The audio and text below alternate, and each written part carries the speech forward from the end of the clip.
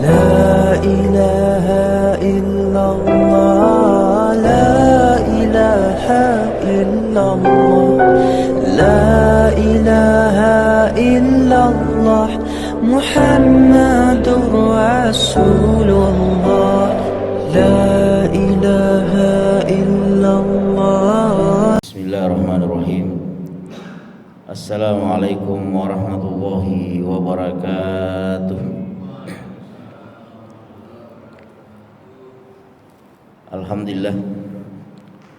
Alhamdulillahi wa kafa wassalatu wassalamu ala rasulihil mustafa wa ala alihi wa ashabihi asyarafa.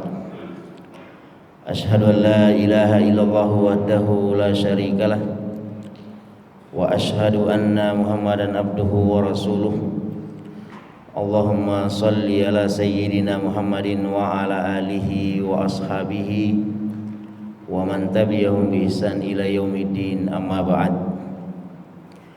Allahumma 'allimna bima yanfa'una wanfa'na bima 'allamtana.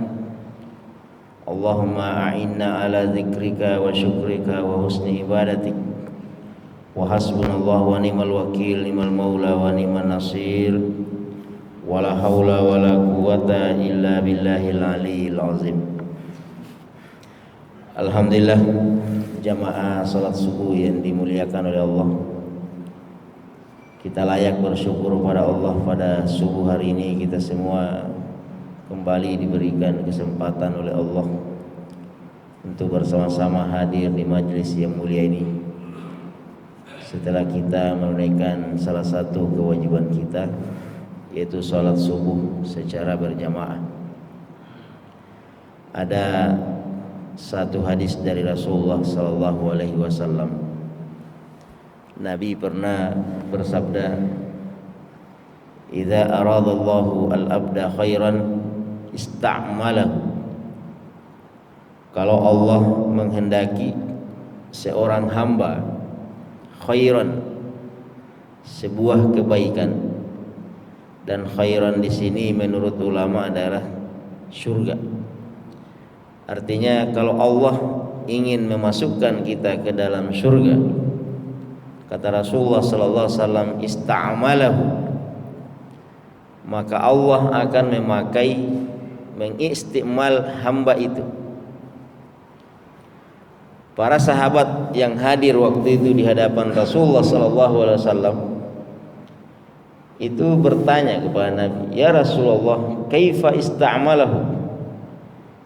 Bagaimana Allah menggunakan hamba itu? Artinya apa makna dari kalimat istimal?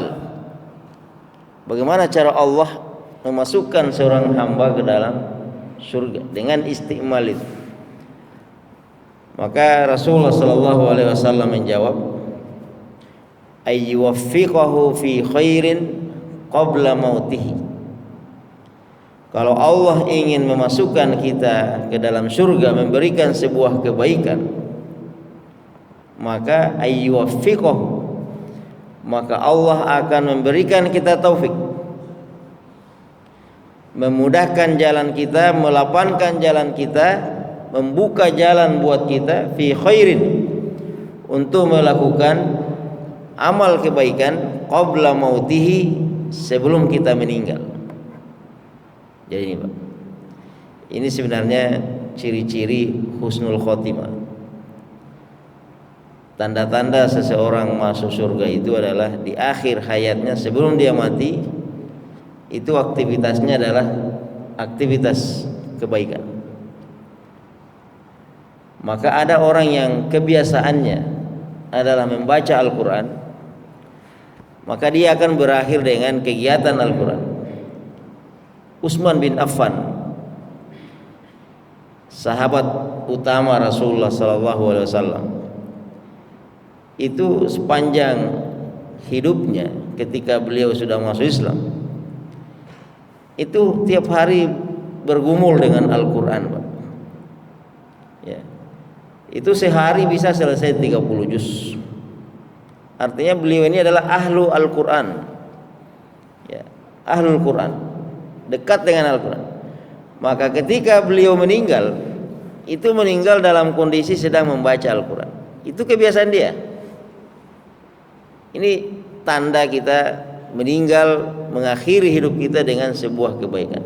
Ada orang yang kebiasaannya qiyamul lail, ya, tak pernah absen qiyamul lail, maka insya Allah berakhir dengan qiyamul lail. Ada orang yang kebiasaannya adalah ahli zikir, maka berakhir dengan zikir. Hadirin yang dirahmati Allah Subhanahu wa taala, masih ingat dengan salah satu penggerak kebaikan dan diberikan gelar pemulung amal kan, Koh Stephen. Beliau ini hanya seorang mu'allaf, ya, baru masuk Islam, tapi masya Allah kalau bicara masalah amal kebaikan itu selalu hadir di situ. Bukan hanya dia yang melakukan kebaikan, tapi dia menggerakkan orang-orang untuk melakukan kebaikan. Ini kan double pahalanya. Maka jangan heran kalau Koh Stephen ini berakhir di agenda kebaikan. Beliau kan meninggal di Surabaya kan, ketika sedang mengurus sebuah kegiatan untuk hijrah fest itu. Nah, inilah yang dimaksud oleh Rasulullah sallallahu alaihi wasallam. Idza aradallahu khairan, kalau Allah menghendaki kita sebuah kebaikan, Allah ingin masukkan kita ke dalam surga, maka Allah akan memudahkan kita untuk melakukan kebaikan ini. Maka mudah-mudahan hadirin yang dirahmati oleh Allah Subhanahu wa taala, kita yang senantiasa datang ke masjid, yang mendengarkan pengajian, ini adalah salah satu titik yang paling ideal. Mudah-mudahan kita semua berakhir dengan kebaikan seperti ini. Dan insya Allah kita semua adalah ahlul khair, ahli kebaikan. Dan apabila kita mempertahankan kondisi seperti ini, maka insya Allah kita semua akan husnul khatim. Amin ya rabbal alamin. Baik jamaah yang dimuliakan oleh Allah Subhanahu wa taala, beberapa hari ini kita disuguhkan dengan kondisi yang sedang menimpa negara kita, yaitu tragedi gempa bumi ya, di Cianjur. Kembali saudara-saudara kita ditimpa musibah. Itu catatan yang ada, sudah sampai 300-an nyawa yang meninggal, 300-an nyawa yang meninggal. Kemudian ada ribuan masyarakat yang mengungsi, rumah yang rusak, bahkan masih ada jasad yang belum ditemukan ya. Sampai hari ini masih ada jasad yang belum ditemukan. Pertanyaannya sebenarnya adalah ainal mafar, ainal mafar. Dan pertanyaan selanjutnya adalah, apakah 300 nyawa yang melayang ini semua berakhir dengan kebaikan? Iya kan? Nah, semua husnul khotimah misalnya. Kan macam-macam orang meninggal itu. Ini yang harus senantiasa kita jadikan bahan muhasabah. Kita yang masih hidup ya. Karena kata Rasulullah SAW, Nabi mengatakan al-qayyis, orang yang cerdas, orang yang pintar itu adalah mandana nafsahu ma qabla mautihi, orang yang senantiasa berpikir, merancang, mempersiapkan dirinya untuk setelah kehidupan matinya. Jangan sampai untuk urusan sebelum mati kita masya Allah mulai dari A sampai Z sudah selesai semua, sementara untuk urusan ma ba'dal maut, kehidupan yang abadi sesudah kematian, itu belum selesai kita rancang. Ada 300 nyawa Pak. Dan sebelum itu kan ada tragedi Kanjuruhan kan, itu ratusan juga ya. Terlepas dari apapun asbab, apapun motif kematian dan sebagainya, kita sebagai orang yang beriman dan masih hidup ini, yang senantiasa layak kita pertanyakan adalah bagaimana akhir kematian itu, bagaimana akhir orang yang meninggal. Nah, pertanyaan pertama hadirin yang dirahmati Allah Subhanahu wa taala adalah ainal mafar? Di mana kita akan lari nih? Karena dulu orang yang berada di pinggir pantai, Pak. Banyak sekarang di Indonesia ini trauma tinggal di pinggir pantai. Kenapa trauma tinggal di pinggir pantai? Tsunami. Akhirnya mengungsi ke daerah-daerah wilayah-wilayah pegunungan. Ternyata wilayah pegunungan pun hari ini sudah tak aman. Cianjur ini gunung, Pak. Banjir, longsor. Ya. Dulu orang mengatakan perjalanan paling nyaman adalah darat. Kendaraan pun sekarang banyak kecelakaan. Banyak orang meninggal di tol. Akhirnya naik pesawat. Ternyata pesawat pun di situ terjadi banyak kematian. Artinya tak ada tempat yang paling aman dan nyaman. Maka pertanyaannya adalah ainal mafar? Kita mau lari kemana? Atau mau sembunyi di mana?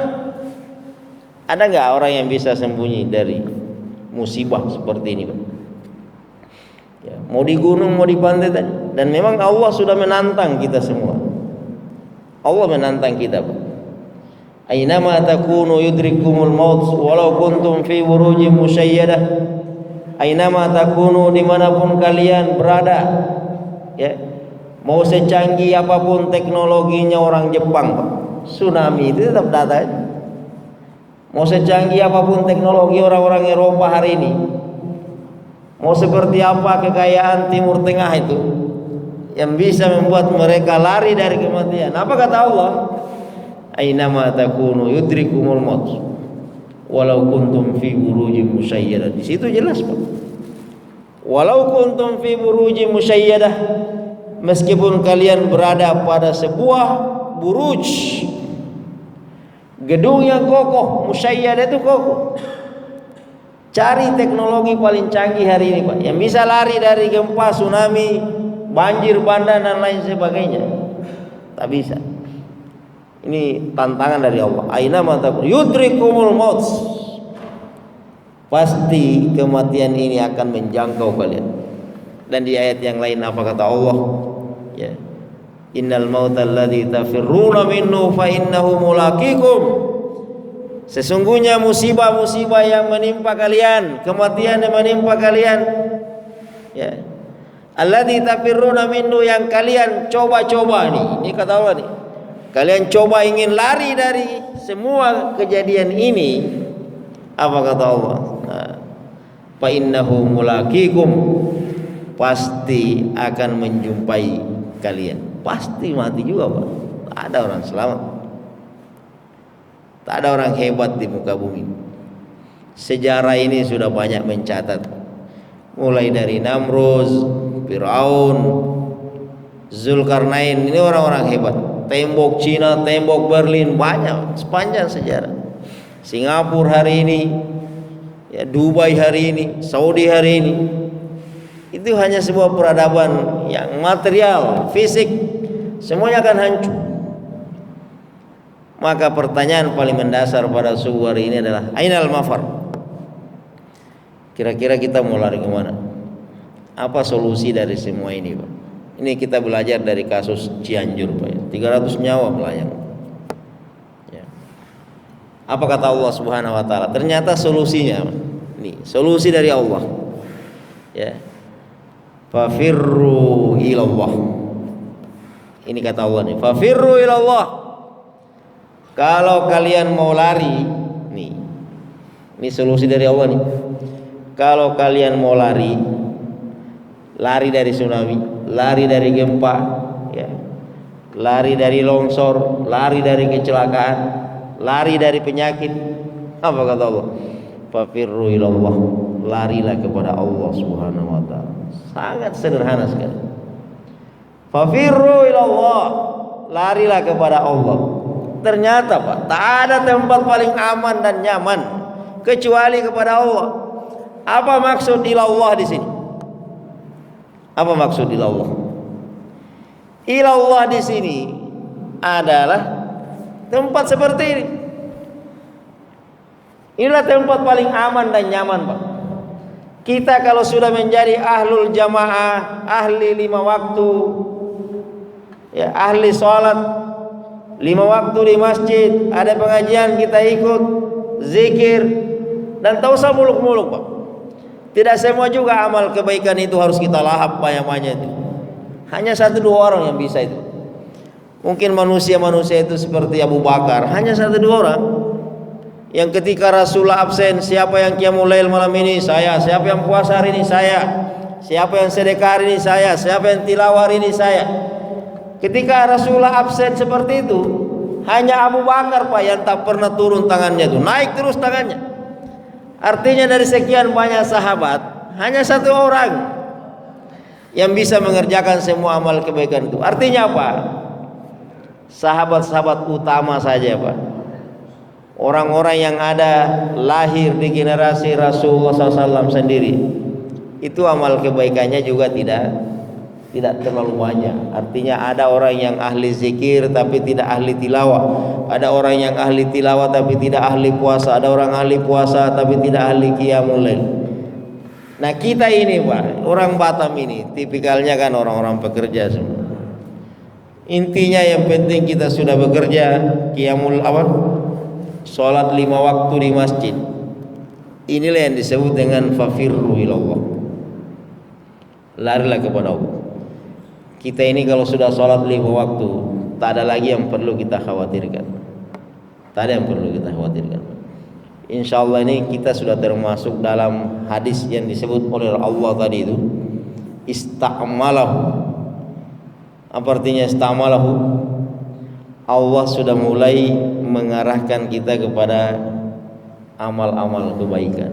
Datang ke masjid, mengurus masjid, memfasilitasi masjid. Masjid ini Masya Allah, Pak, sholat zuhur itu sampai berapa saf. Ini kan sebuah amal kebaikan yang luar biasa. Nah, ini yang disebut dengan fafirru ilallah. Kalau mau lari, larilah kepada Allah Subhanahu wa taala. Cari titik-titik kebaikan. Sama ketika ibu-ibu, Pak. Ibu-ibu itu pernah demo lah, datang ke hadapan Rasulullah sallallahu alaihi wasallam. Demo kecil-kecilan. Mereka ada beberapa orang mendatangi Rasulullah, "Ya Rasulullah, wahai Rasulullah, kenapa semua ladang kebaikan itu dikapling oleh bapak-bapak? Nih, mereka bisa berjihad, kami tak bisa berjihad. Mereka bisa sholat sepanjang waktu, kami ini kadang datang bulan, kadang absen." Ini, Pak.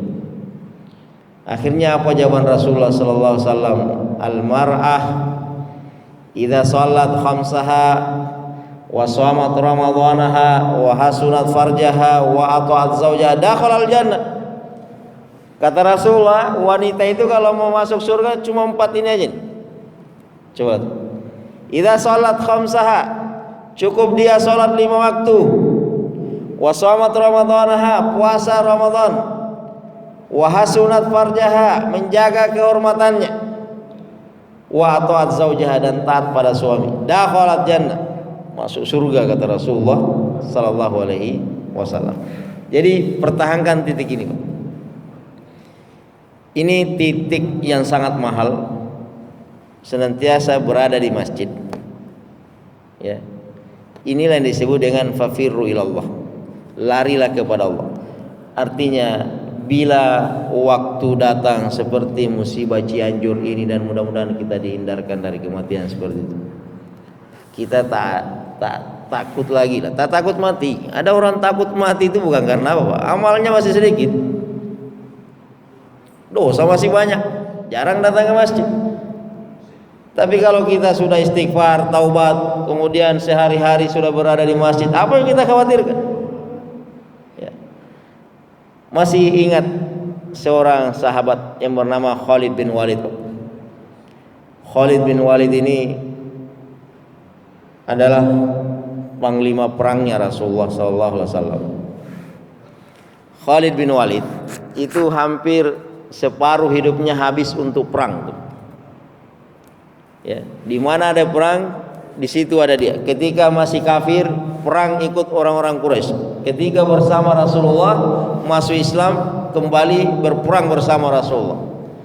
orang ini satu niatnya Khalid bin Walid ini Pak, cuma satu niatnya. Ketika masuk Islam, saya ingin mengakhiri hidup saya di medan perang. Saya ingin mati dalam kondisi syahid. Itu Pak, Khalid bin Walid. Cari peperangan supaya bisa syahid. Tapi apa yang terjadi? Beliau meninggal bukan di medan perang, meninggal di atas kasur. Meninggal di atas kasur. Dan sahabat yang sempat memandikan tubuhnya itu menceritakan, ketika saya memandikan jasadnya Khalid bin Walid, saya menemukan mungkin kurang lebih 70 bekas sayatan pedang, ada bekas panah di situ, bekas tombak di situ. Ini Khalid bin Walid Pak, sepanjang hidupnya berperang, ternyata matinya di atas kasur. Cuma pertanyaannya Pak, apa yang membuat Khalid bin Walid itu berani menghadapi kematian? Nah, rahasianya sederhana, sama dengan sahabat yang lain waktu itu. Karena ini kan mu'allaf Pak. Khalid bin Walid ini mu'allaf. Dalam prinsip Islam, orang kalau sudah mu'allaf, dosa-dosa non muslimnya itu sudah dihapus semua. Dan ketika sudah masuk Islam, hidupnya itu hanya untuk berkhidmah kepada Allah, jihad fisabilillah. Apa yang beliau khawatirkan? Jadi tak ada lagi yang perlu dikhawatirkan. Nah, kita mau dalam situasi seperti ini. Nah, hadirin yang dirahmati oleh Allah Subhanahu wa taala. Masalah yang kedua yang ingin kita bahas pada malam hari ini adalah kita kalau ada musibah seperti ini ya, Cianjur ya, Kanjuruhan, ini kan Masya Allah Indonesia ini tak pernah lepas dari ujian ya. Hampir aja tiap tahun, dan biasanya akhir-akhir tahun seperti ini ada aja musibah ya, ada aja musibah. Nah, hal pertama yang harus kita lakukan ketika ada ujian seperti ini adalah husnuzon. Kita harus senantiasa berhusnuzon kepada Allah, bahwasanya apapun yang menimpa kita, apapun ujian kita hari ini, apapun masalah kita hari ini, itu insya Allah ada ibrah dan ada hikmahnya. Musibah itu, apa kata Allah dalam Al-Quran itu? Ya.